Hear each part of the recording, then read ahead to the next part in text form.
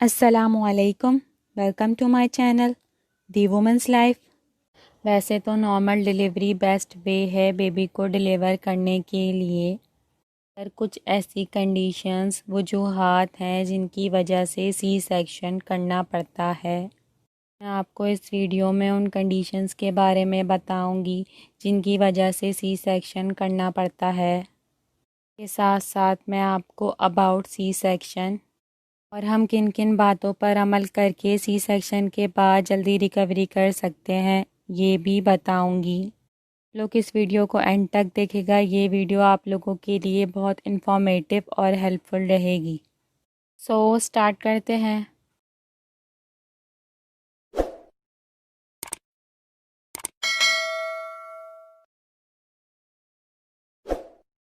सबसे पहले मैं आप लोगों को उन कंडीशंस का बताती हूँ जिनमें सी सेक्शन करना ज़्यादा सेफ रहता है as compare to normal delivery. Prolong labour और फेलियर इन प्रोग्रेस, ये ऐसी कंडीशन है जिनकी वजह से ज़्यादातर सी सेक्शंस होते हैं। ये कंडीशन तब होती है जब फर्स्ट टाइम मॉम 20 आवर्स या इससे ज़्यादा के टाइम से लेबर में हो और सेकंड टाइम मॉम 14 आवर्स या इससे ज़्यादा के टाइम से। के अलावा अगर बेबी का वेट ज़्यादा हो, सर्विक्स डायलेशन ना हो या स्लो हो, सब भी प्रोलॉन्ग लेबर का बायस बनते हैं। इन कंडीशंस में भी सी सेक्शन करना पड़ सकता है।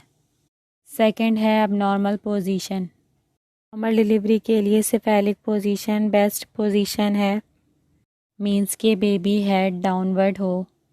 कुछ बेबीज़ की पोजीशन ब्रीच होती है या फिर ऐसी पोजीशन जिसमें शोल्डर साइड नीचे की तरफ हो, जिसे ट्रांसवर्स पोजीशन कहा जाता है। इन दोनों ही कंडीशन में सी सेक्शन ज़्यादा सेफ माना जाता है as compare to normal delivery. Third है फीटल डिस्ट्रेस, मींस कि ऐसी कंडीशन जिसमें बेबी को इनफ ऑक्सीजन नहीं मिल पा रही होती, की वजह से बेबी की हार्ट बीट और मूवमेंट कम हो जाती है।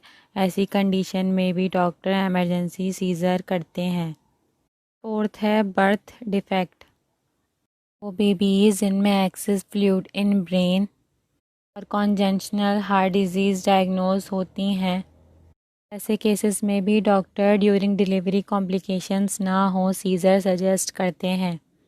फिफ्थ है क्रोनिक हेल्थ कंडीशंस, मींस अगर वुमेन को heart disease, high blood pressure और जेस्टेशनल डायबिटीज़ जैसे प्रॉब्लम हो तो नॉर्मल डिलीवरी वुमेन के लिए डेंजरस होती है। ऐसे ही हेल्थ कंडीशंस की वजह से डॉक्टर सीजर सजेस्ट करते हैं। सिक्स्थ है कॉर्ड प्रोलैप्स।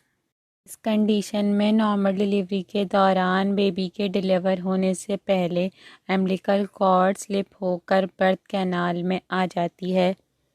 ये इमरजेंसी सिचुएशन हो जाती है क्योंकि ड्यूरिंग डिलीवरी बेबी को मिलने वाला ऑक्सीजन और ब्लड फ्लो कम हो सकता है, इसलिए इस कंडीशन में सी सेक्शन करना पड़ता है। सेवेंथ है सेफेलोपेल्विक डिस्प्रोपोर्शन, CPD, मतलब कि अगर मदर का पेल्विक स्मॉल हो बेबी को नॉर्मल डिलीवर करने के लिए, या फिर बेबी का हेड बड़ा हो, ऐसी कंडीशन हो जिसमें बेबी को नॉर्मल डिलीवर होने में रिस्क हो, वो भी डॉक्टर सीजर सजेस्ट करते हैं।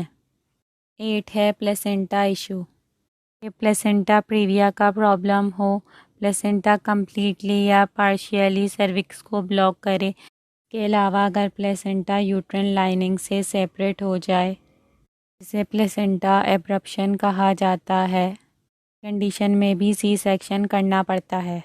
अलावा रिपीटेड सी सेक्शन, मींस के अगर आपके एक से ज़्यादा सी सेक्शन हुए हों तो भी सी सेक्शन के चांसेस बढ़ जाते हैं। अगर वो वुमेन जिनका फर्स्ट सी सेक्शन हुआ हो, सेकंड नॉर्मल डिलीवरी हो सकती है। इसे वी बैक कहा जाता है, means vaginal birth after C section.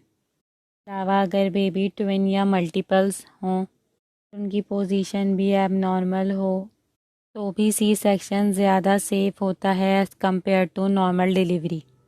तो थे वो कॉजेज़ जिनकी वजह से सी सेक्शन करना पड़ता है। हर प्रेगनेंसी डिफरेंट होती है, कुछ प्रेगनेंसीज़ में कॉम्प्लिकेशन ज़्यादा होती हैं। ड्यूरिंग प्रेगनेंसी कोई कॉम्प्लिकेशन ना हो तब भी एंड मोमेंट पर कुछ भी सिचुएशन हो सकती है।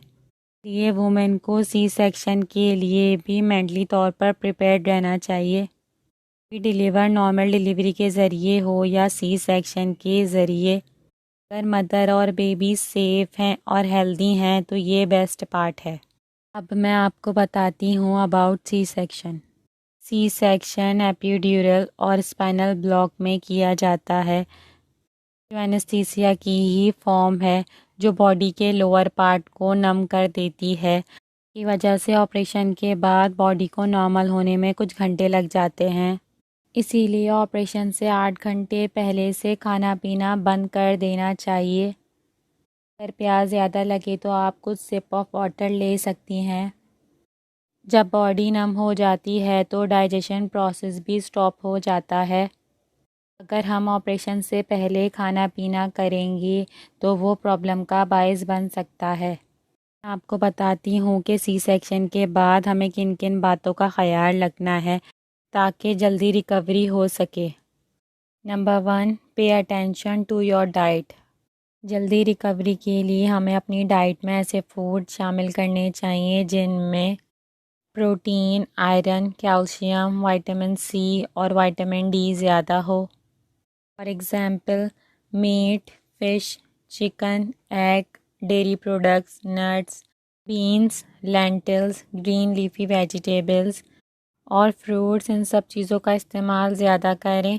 नेचुरल जूसेस भी पिएं। सेकंड है take regular walk. C section के नेक्स्ट डे से ही वॉक कराई जाती है।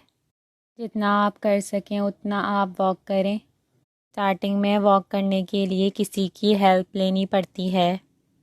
वॉक करने से रिकवरी जल्दी होती है और ब्लड क्लॉट्स का रिस्क भी ख़त्म हो जाता है। इसके अलावा वॉक करने से एब्डोमिनल एरिया में गैस बिल्डअप भी रिड्यूस होता है। थर्ड है manage pain. After C section काफ़ी पेन फील होता है। इंसिशन के पास और यूट्रस श्रिंक होती है, उसकी वजह से भी पेन फील होता है। पेन को मैनेज करने के लिए डॉक्टर पेन रिलीवर्स देते हैं। अगर पेन ज़्यादा हो, मैनेजेबल ना हो तो डॉक्टर को ज़रूर बताएं। सी सेक्शन के बाद 7 से 10 दिन तक एटलीस्ट पेन रिलीफ ज़रूर लें जो डॉक्टर प्रिस्क्राइब करें। फोर्थ है कॉन्स्टिपेशन। हार्मोनल चेंजेस की वजह से स्टमक मसल्स वीक हो जाते हैं, जिसकी वजह से बाउल मूवमेंट स्लो हो जाती है और कॉन्स्टिपेशन का इशू होता है। की वजह से सी सेक्शन इंसिशन हील नहीं हो पाते। कॉन्स्टिपेशन के लिए आप पानी ज़्यादा पिएं और फाइबर रिच फूड्स का इस्तेमाल करें।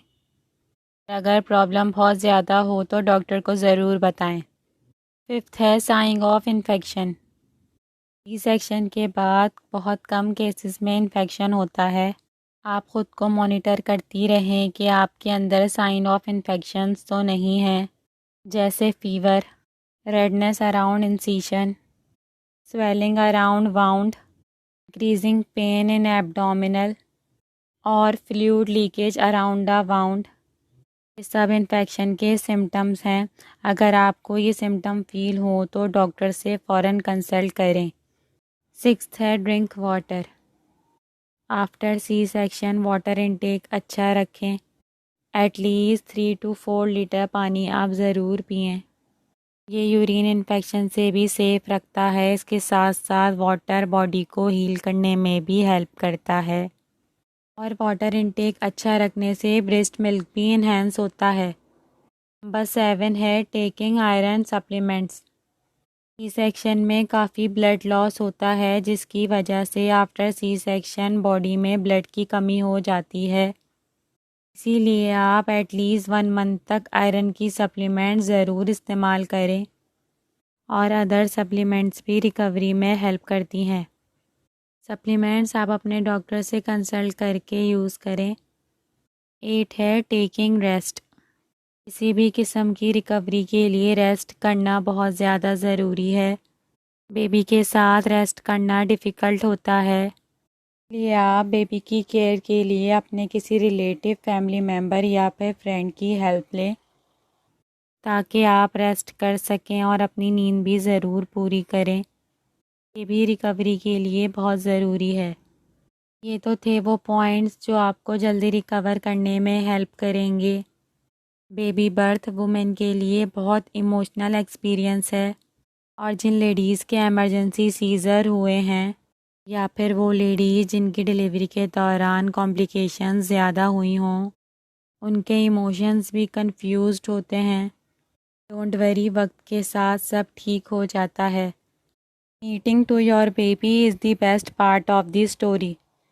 आई होप ये वीडियो आप लोगों के लिए हेल्पफुल रही होगी। अपना सी सेक्शन एक्सपीरियंस भी मेरे साथ ज़रूर शेयर करेगा। वीडियो अच्छी लगी हो तो please like, comment, share, subscribe ज़रूर करेगा। मिलते हैं नेक्स्ट वीडियो में। अल्लाह हाफ़िज़।